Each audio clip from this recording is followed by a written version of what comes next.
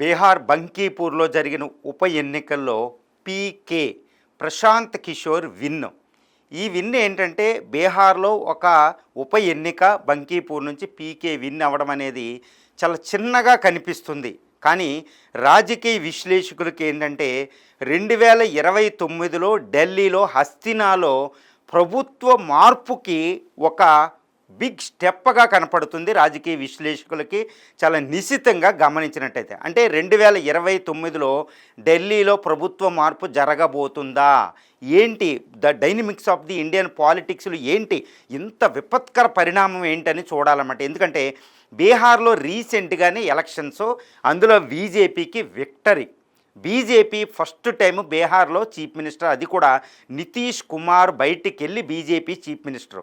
మరి ఇంతటి బీహార్లో సడన్గా ఓడిపోవడం, ఏది బీజేపీ ఓడిపోవడం, అది కూడా ఎక్కడండి, నితిన్ నిబిన్ జాతీయ అధ్యక్షుడిగా ఎలక్ట్ అయ్యి ఆయన ఖాళీ సీటు, అది కూడా 30 సంవత్సరాల పాటు బీజేపీ నిర్విఘ్నంగా గెలిచిన ప్రాంతం, నిరాటంకంగా నిర్విఘ్నంగా గెలిచిన ప్రాంతం, అక్కడ ఓడిపోవడం. నితిన్ నిబిన్ జాతీయ అధ్యక్షుడైతే ఆయన యొక్క ప్రాబల్యం ఉన్న అదే నియోజకవర్గంలో ఓడిపోదాం. ఆయన నియోజకవర్గంలో అంటే బీజేపీ జాతీయ అధ్యక్షుడికి ఓటమి, మోడీకి ఓటమి, రీసెంట్గా బీజేపీ గెలిచిన బీజేపీ బీహార్లో ఓటమి. ఏంటి ఓటమి, ఎందుకు ఇంత కీలకంగా ఓడిపోయింది? అందుకే ఇది దేశవ్యాప్తంగా అతిపెద్ద ట్రెండింగ్ న్యూస్ అయింది. పీకే విన్ అవ్వడం కాదు, అది కూడా బీజేపీ మీద బంకీపూర్లో నితిన్ నిబిన్ నియోజకవర్గంలో రీసెంట్గా బీజేపీ విన్ అయి మొట్టమొదటిగా బీజేపీ చీఫ్ మినిస్టర్ అయిన బీహార్లో ఓటమి అనేది.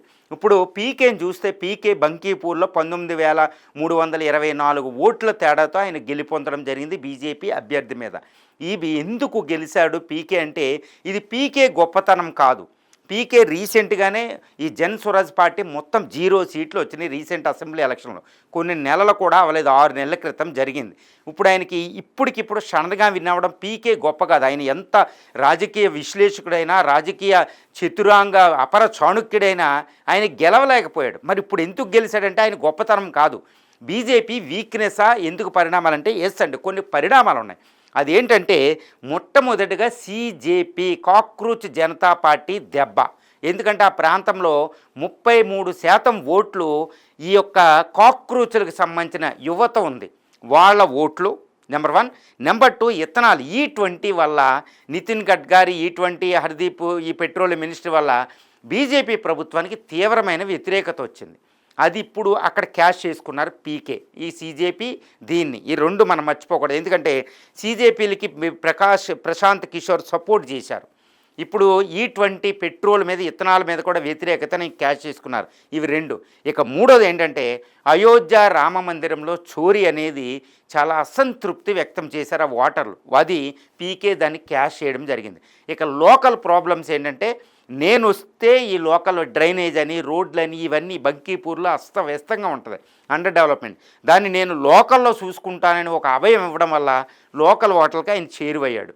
ఈ 4 తర్వాత అక్కడ బీహార్లో ఈ లీకేజీల పర్వం, విద్యార్థులకి నిరాహార దీక్ష చేయడం, ఇవన్నిటి వల్ల ఈ యొక్క జన్జీకి దగ్గరయ్యాడు. ఈ 5 కారణాల వల్ల పీకే అక్కడ విన్ అవ్వడం జరిగింది అనేది మనం ముఖ్యంగా చూడవచ్చు. అంతేగాని పీకే గొప్పతనం వల్ల కాదు. అంటే ఏంటి, ఈ సీజేపీ కాక్రోచ్ జనతా పార్టీ, ఇథనాలు, అదేవిధంగా రామ మందిరం మీద చోరీ, మరి ఇవి కేవలం బీహార్ బంకీపూర్కి సంబంధించింది కాదు, దేశవ్యాప్తంగా. మరి మోడీ గవర్నమెంట్ మీద ప్రభుత్వ వ్యతిరేకత ఉంది అంటే ఉంది అనేది ఇప్పుడు చెబుతున్నారు. బీహార్ అంత తక్కువ కాదండి. నితీష్ కుమార్ చేతిలోంచి బీహార్ చీఫ్ మినిస్టర్ తీసుకున్నారు బీజేపీ రీసెంట్గా 6 నెలల క్రితం. అది కూడా జన్ స్వరాజ్గా అసలు పెద్ద ఓటు బ్యాంక్ లేదు, దాని చేతిలో ఓడిపోవడం అంటే ఇది మోడీ ప్రభుత్వం మీద, బీజేపీ మీద చాలా అసంతృప్తి ఉంది. ఇథనాల్ 220, ఈ కాక్రోచ్, ఎస్పెషల్లీ యూత్. ఎప్పుడు కూడా ఒకటి మర్చిపోకూడదు, ఎక్కువ ఓటింగ్లో పాల్గొనేది కొత్తగా ఓట్లు వచ్చిన యూతే, అంతేగాని వేరే వాళ్ళు కాదు. తర్వాత గ్రామస్తులు ఎక్కువ పాల్గొంటారు.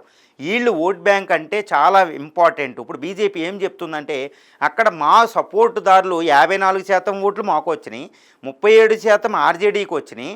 ఇది కాకుండా తక్కువ ఓటింగ్ వల్ల జన్ స్వరాజ్ పార్టీ పీకే గెలిచారు, కాబట్టి మా ట్రెడిషనల్ ఓట్ బ్యాంక్ అలాగే ఉంది, దీని నుంచి మేము మార్పులు గుణపాఠాలు నేర్చుకుంటాం అనుకుంటూ చెప్పింది, సమర్థించుకుంది, జస్టిఫై చేసుకుంది. కానీ చాలా డ్యామేజ్ అయిందండి. ఇది 2029లో జరగబోయే లోక్సభ ఎన్నికల్లో ఇదే రిపీట్ అవుతే, ఇప్పుడు ఇదే ట్రెండ్, ఇటువంటి పెట్రోలు, సీజేపీ, కాక్రోచ్లు ఇవే రిపీట్ అవుతే మాత్రం అయోధ్య రామ మందిర విషయం మీద డ్యామేజ్ అవ్వకుండా చూసుకోపోతే 2029లో మోడీ హస్తినాపురంలో ప్రభుత్వ మార్పు అనివార్యం. మరి ఇక్కడ ఒకటేనండి, మరి ఇప్పుడు పీకే క్యాష్ చేసినట్టు అపోజిషన్ క్యాష్ చేయగలవా, మళ్ళీ అది కూడా చూడాలి. ఇంతవరకు మోడీని ఎదుర్కొనే అపోజిషన్ యూనిటీ ఇది లేదు. మరి ఇప్పుడు రాహుల్ గాంధీ సారథ్యంలో ఇండీ గ్రూపు చాలా శక్తివంతంగా తయారవుతే బీహార్లో రిపీట్ చేయగలుగుతారు. అదర్వైజ్ మోడీ ప్రభుత్వమే మళ్ళీ వచ్చే అవకాశం కూడా అక్కడ ఉంది.